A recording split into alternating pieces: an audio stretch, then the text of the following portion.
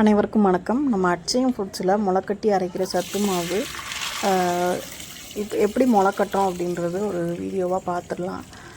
5 விதமான தானியங்களை நம்ம முளைக்கட்டுறோம். உளுந்து, கேப்பை, கம்பு, சோளம், அதுக்கப்புறம் கோதுமை. இந்த 5ஐயுமே முளைக்கட்டி வறுத்து அரைச்சி கொடுத்துட்ருக்கோம்.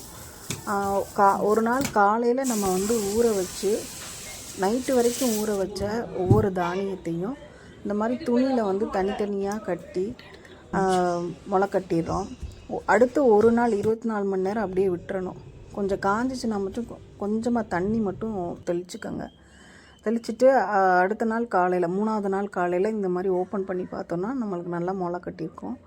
இதை வெயிலில் நல்லா காய வச்சுட்டு அதுக்கப்புறம் வறுத்து சத்து மாவில் அரைச்சி சத்து மாவாக பண்ணுறோம். நம்ம வறுத்து மாவாக ஆக்குறது தான் நம்மளோட சத்து மாவு.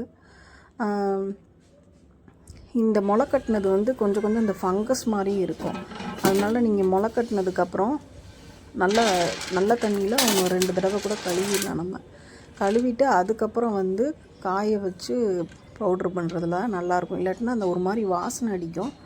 அது நல்லா இருக்காது. சத்து மாவே அதுக்கு எடுத்துரும். நீங்கள் எந்த மாதிரி தனித்தனியாக முளைக்கட்டி மாவை அரைக்கிறதுனாலும் நீங்கள் அரைக்கலாம். இந்த மாதிரி மெத்தடில் நம்ம சத்து மாவு இல்லை என்னால் அரைக்க முடியல அப்படின்னா நம்ம சத்து மாவை வாங்கி யூஸ் பண்ணலாம்.